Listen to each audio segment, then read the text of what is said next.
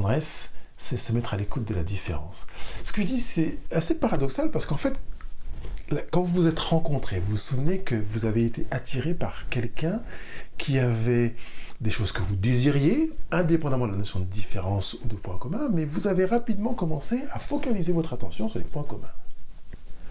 On se ressemble trop, il y a plein de choses qu'on aime ensemble, on aime faire les mêmes choses, elle aime ça aussi, et moi aussi, ou ceci, cela. Et voilà, et on a commencé à construire le couple sur les points communs. Et puis le temps passant, on a quand même normalement pris la maturité de se rendre compte que un couple qui ne fonctionne qu'avec la convergence autour des points communs est un couple lacunaire, parce que ce qui fait la richesse de la rencontre d'une équipe finalement, d'un partenariat, même s'il est amoureux, c'est aussi la différence.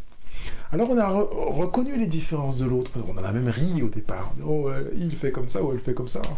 Moi, jamais je ferais ça. Et en soirée, on rigole, on va avec les potes, tout ça. Puis je parle des différences qui sont un peu amusantes, mais il y a aussi des différences qui ne sont pas du tout amusantes. Et quand les différences ne sont pas amusantes, eh bien c'est plus difficile. Au départ, on les vit très très bien. Et puis le temps passant, on peut avoir tendance à devenir un terroriste anti-différence. Alors, j'utilise ce terme parce que Jacques Salomé l'utilise. J'espère que ça ne choque pas grand monde, ou pas vous en tout cas, parce que c'est bien avant que le terrorisme existe en France qu'il a utilisé ce terme-là. Mais c'est l'idée de terroriser, de créer une forme de terreur, de peur, en disant si tu n'es pas conforme à ce que je veux qu'il soit, eh bien, il ne peut pas y avoir ceci, cela, je ne peux pas. Et les uns les autres se retrouvent privés d'actes conjugaux. Voilà, on ne fait plus l'amour parce que tu n'es pas conforme à... Ou bien je te fais la tête parce que tu n'es pas conforme à ceci ou à cela. Ou bien je ne te parle plus parce que... Ou je ne te confie plus ceci. Voilà. La tendresse a déménagé.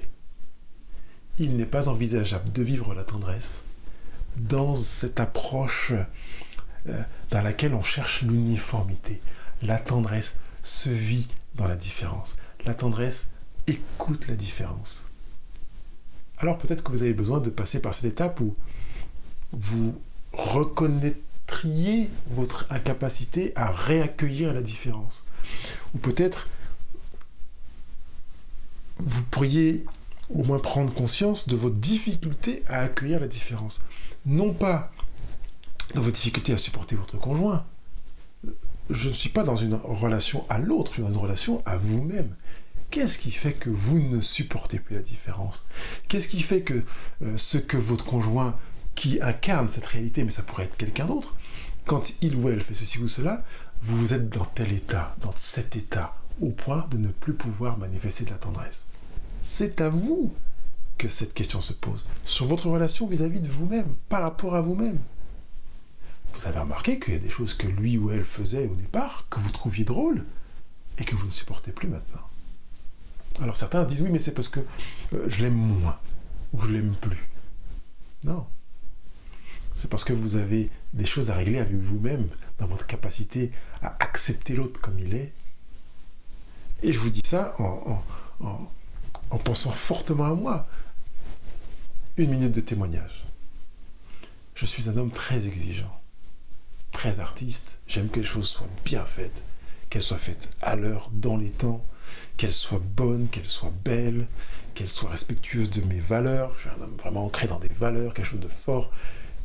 Et j'ai une tendance naturelle à vouloir imposer ça aux autres. C'est une relation avec moi-même que j'impose aux autres. C'est la même chose pour vous.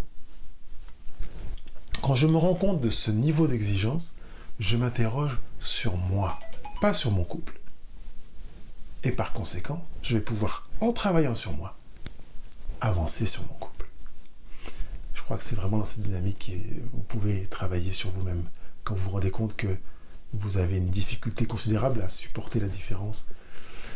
Et peut-être être un terroriste, à créer une terreur en voulant que les choses soient comme vous voulez, quand vous voulez, et qu'elles soient vraiment la réponse à vos propres exigences. Sachez qu'à chaque fois que vous vivez dans cette dynamique-là, vous êtes dans l'inverse de la tendresse. La tendresse écoute la différence. Comment vous pouvez écouter la différence ? D'abord, être tendre avec vous. accepter que vous, en tant que conjoint, vous avez des choses qui sont des exigences personnelles et qui vous pourrissent la vie, déjà, pour certaines.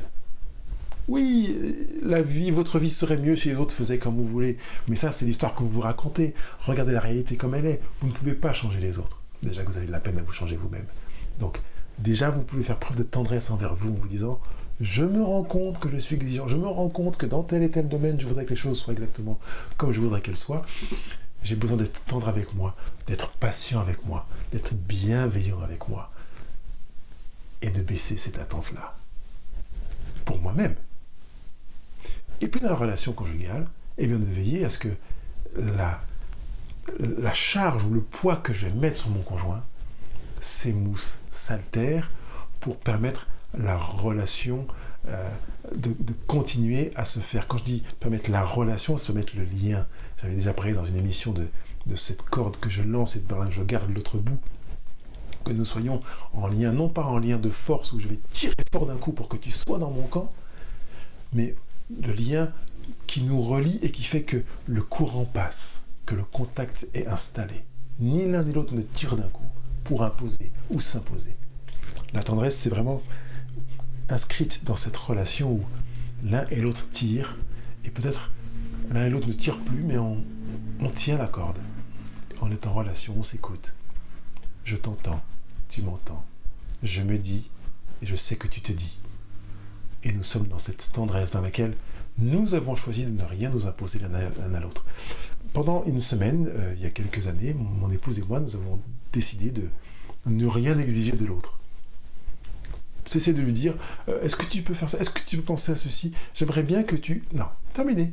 Une semaine de trêve. Tu fais comme tu veux. Et je sais que tu me laisseras faire comme je veux pendant une semaine. Alors ça a servi de charnière pour passer à une autre étape, à se dire on veut poursuivre cette réalité-là, dans laquelle finalement on accueille l'autre. On est dans la tendresse qui se met à l'écoute de l'autre. Vivez ça dans votre couple. Faites-le peut-être 3 jours, une semaine si vous le souhaitez, comme nous l'avons fait avec mon épouse, et puis que vous puissiez découvrir combien c'est bon, combien vous baissez votre propre pression, votre propre stress, comme vous baisserez également le stress dans la relation qui vous lie à votre conjoint. Pour illustrer ce que je viens de dire par rapport au terrorisme, je voudrais vous lire un extrait du livre « Apprivoiser la tendresse » de Jacques Salomé, qui dit ceci : « Tout vivant sans distinction d'âge, de sexe, de race, de nationalité, de religion a le droit d'éprouver ce qu'il éprouve, de ressentir ce qu'il ressent, de désirer ce qu'il désire, d'imaginer ce qu'il imagine, de rêver ce qu'il rêve, de penser ce qu'il pense, d'espérer ce qu'il espère, de rencontrer qui il rencontre, de se dire avec ses mots à lui, et de cheminer sur son chemin au rythme qui est le sien. En conséquence, tout vivant est en droit d'être reconnu, respecté et confirmé dans ce qu'il éprouve, ressent, désire, imagine, rêve, pense et espère sur son chemin et à son rythme. Vous percevez la beauté de la tendresse qui se trouve dans cette réalité qui a été intitulée « La déclaration des droits de l'homme et de la femme à l'existence ». Merci Jacques. Je vous souhaite une belle semaine de tendresse encore. À bientôt. Je vous remercie d'avoir pris le temps d'écouter cette émission. Elle vous a fait du bien ? Alors allez sur iTunes ou Google Podcast et donnez votre avis en mettant 5 étoiles. Ce sera vraiment sympa de votre part. Si vous voulez partager ce podcast, c'est facile. Une fois dans votre application podcast, choisissez le pictogramme partager et envoyez le lien à vos amis. Surtout, n'oubliez pas de me laisser des commentaires et vos questions juste en bas de l'émission. Je me ferai un plaisir de vous lire. Je vous dis à bientôt.